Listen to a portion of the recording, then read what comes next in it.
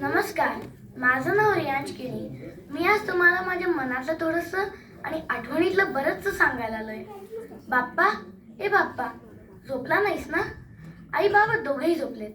मला पण सांगत होते झोपायला, पण मला काही दुपारची झोप लागत नाही.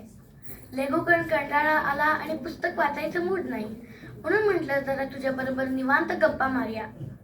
आज गणेश चतुर्थी, म्हणजे तुझा बर्थडेच ना रे. शनिवार झालं ते बरं झालं. म्हणजे कसं, आई सगळं जेवण करते. नाहीतर असतं तिचं फेवरेट 1 पॉट मील. आज काय काय होतं जेवायला माहिती आहे ना तुला?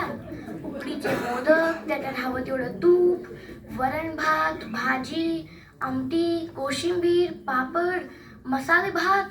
बा बा बा, आईला सगळे येणारे पदार्थ तिने एकाच दिवशी केले वाटतं. तू खाल्लेस का? आवडले का तुला? बाबा म्हणतो की मीच त्याचा गणपती बाप्पा, आणि मग मला नैवेद्याचं ताट संपायला देतोय. आवडतंय मला सोड, पण एवढं खाऊन माझं पोट तुझ्यासारखंच झालंय बघ. आई बाबा नेहमी मला त्यांच्या लहानपणीच्या गणपतीतल्या गोष्टी सांगतात. ते देखावे बघायला जायचे. मग कुठल्या मंडळाचा देखावा भारी, कुठली मूर्ती चांगली, कुठली सजावट मस्त आणि कुठलं झांज पथक जबरदस्त. मी सगळं व्हिज्युअलाइज करायचा प्रयत्न करतो, पण त्यांच्या डोळ्यात ते दिवस चमकतात. त्यांच्या रंगलेल्या गप्पा ऐकत मी जेव्हा तुझ्याकडे बघतो, तेव्हा मला वाटतं तू नुसता देव नाहीस, तू आठवण आहेस, तू घर आहेस, तू लोकांना जोडणारा धागा आहेस.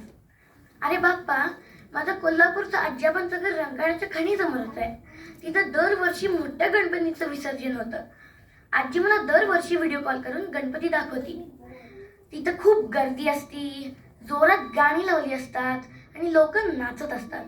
पण बाप्पा, एवढ्या जोरात गाणी लावली असतात की आजी जी बोलती ते ऐकूच येत नाही. मला तुला व्हिडिओवरनं बघून आनंद होतो, पण मजा येत नाही. मी लहानपणापासून इथंच राहतोय ना, म्हणून मला इथल्या गणेशोत्सवाची सवय झाली आहे.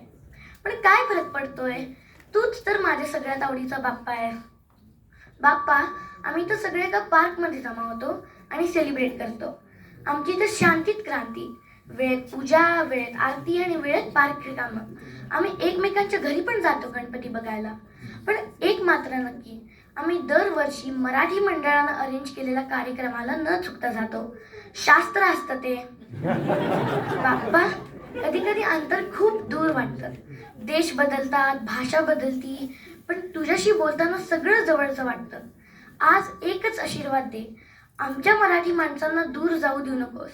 आम्ही कुठेही असलो तरी मनात नाही एकत्र ठेव. अरे बाबा उठलं वाटतं. चल येतो मी, नाहीतर त्याला आपलं गप्पांचं सिक्रेट कळेल. Bye bye.